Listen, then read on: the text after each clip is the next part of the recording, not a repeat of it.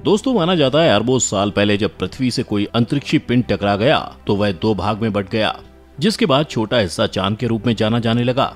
यानी चांद पृथ्वी से टूटकर ही बना है। पर जब उसके मिट्टी का टेस्ट किया गया तो उसका अस्तित्व धरती से भी पुराना निकला। अब आप सोचेंगे ये पॉसिबल कैसे? तो दोस्तों, ऐसे रहस्यमयी चीजों का पता लगाते हैं साइंटिस्ट और स्पेस में जाकर एस्ट्रोनॉट। और ऐसे ही रिसर्च को करने के लिए अमेरिका अपने एस्ट्रोनॉट को चांद पर भेजने में सफल भी रहा। लेकिन आपको जान के हैरानी होगी कि 1972 के बाद अमेरिका ने एक भी मैन मून मिशन नहीं किया। और अगर अमेरिका की बात छोड़ भी दे तो दुनिया के किसी और देश ने कोशिश भी नहीं की कि अपने एस्ट्रोनॉट को चांद पर भेजा जाए, वो भी तब जब साइंस उस समय के मुकाबले काफी डेवलप कर चुका है। दोस्तों, आज के वीडियो में मैं आपको बताऊंगा कि आखिर फिर कोई चांद पर क्यों नहीं गया। इसलिए बिना स्किप किए बने रहिए वीडियो के अंत तक। दोस्तों, 1969 से लेकर 1972 अमेरिका ने अपोलो के जरिए 6 सक्सेसफुल मैन मून मिशन को पूरा किया था। हर स्पेसशिप में 3 एस्ट्रोनॉट, जिसमें से 2 चांद की सतह पर उतरते और एक ऑर्बिट में चक्कर काटता था। हालांकि ये बात अलग है कि नासा ने आज तक के इतिहास में चांद पर 21 एस्ट्रोनॉट भेजे थे, यानी कि 7 मैन मून मिशन, जिसमें से एक अपोलो 13 सफल नहीं रहा और उसे चांद की सतह पर लैंड करने के पहले ही वापस बुला लिया गया था, क्योंकि स्पेसशिप के ऑक्सीजन टैंक में गड़बड़ी आ गई थी। वैसे दोस्तों, अपोलो 13 का फेल होना और एस्ट्रोनॉट का वापस बच के आ जाना अपने आप में एक दिलचस्प कहानी है, जिसे हम समझेंगे अंतरिक्ष के किसी और सफर में, अगर आप चाहेंगे तो। फिलहाल चलते हैं आज से 53 साल पहले 21 जुलाई 1969 में, जब इंसानियत के लिए एक छोटा कदम पूरी मानव जाति के लिए बड़ी छलांग साबित होगा कहने वाले इंसान ने चांद पर पहली बार कदम रखा। और इस कारनामे को करके नील आर्मस्ट्रांग ने इतिहास रच दिया और साथ ही आगे दूसरे एस्ट्रोनॉट के लिए चांद पर पहुंचने के रास्ते खोल दिए।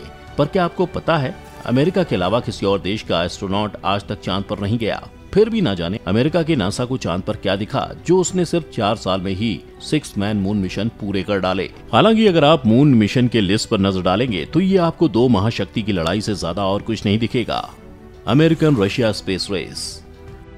दोस्तों, वो वक्त था शीत युद्ध का, जब अमेरिका और सोवियत रूस ने शीत युद्ध का एक मोर्चा अंतरिक्ष में भी खोल दिया और इसी के साथ शुरू हुआ अंतरिक्ष में स्पेस रेस। इस रेस को आपको एक नजर में देखना हो तो विकिपीडिया की मून मिशंस वाली लिस्ट देख सकते हैं। आपको सिर्फ 2 ही झंडे नजर आएंगे। साथ ही आपको ये भी नजर आएगा कि 1958 से 1978 के बीच लगभग 90 से ज्यादा मून मिशंस किए गए थे, जितना 1978 के बाद आज तक नहीं किया गया है। और ऐसा इसलिए हुआ क्योंकि उस समय चांद पर झंडा गाड़ना ही देश के शक्तिशाली होने का एक बहुत बड़ा प्रतीक था। फिर कई कोशिश के बाद रूस का एक मिशन सक्सेसफुल रहा और वह लूनर सरफेस में पहुंचने वाला पहला स्पेसक्राफ्ट रहा। लेकिन चांद की सतह पर सीधे क्रू लैंडिंग कर अमेरिका ने ये बाजी अपने नाम कर ली और आज तक अमेरिका के अलावा कोई भी चांद की सतह पर नहीं पहुंच पाया है। बजट। दोस्तों, दरअसल चांद पर किसी इंसान को भेजना एक बहुत ही महंगा सौदा है, जिसके बारे में लॉस एंजलिस के कैलिफोर्निया यूनिवर्सिटी के space scientist professor Michael rich ने कहा कि चांद पर इंसानी मिशन भेजने में काफी खर्च आया था, जबकि इसका वैज्ञानिक फायदा कम ही हुआ। वहीं एक्सपर्ट की सुने तो चांद से जुड़े मिशन में वैज्ञानिक दिलचस्पी से ज्यादा राजनीतिक कारण थे और उस वजह से ही अंतरिक्ष में अपना अपना कंट्रोल जमाने की होड़ लग गई। हालांकि कुछ साल पहले जब अमेरिका के प्रेसिडेंट ट्रंप थे तो उन्होंने मून मैन मिशन की बात कही, ठीक वैसे ही जैसे 2004 में अमेरिका के तत्कालीन राष्ट्रपति डब्ल्यू जॉर्ज बुश ने कहा था। लेकिन भारी भरकम बजट के चलते उस वक्त भी ये प्रोजेक्ट ठंडा पड़ गया।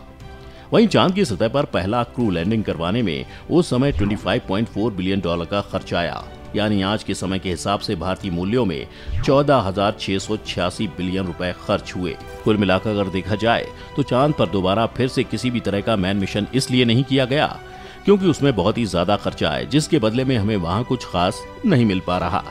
लेकिन दोस्तों, आपको बता दूं कि भारत ने अभी इस मिशन से हार नहीं मानी है और चंद्रयान के जरिए चांद पर पहुंचने के सपने को बरकरार रखा है।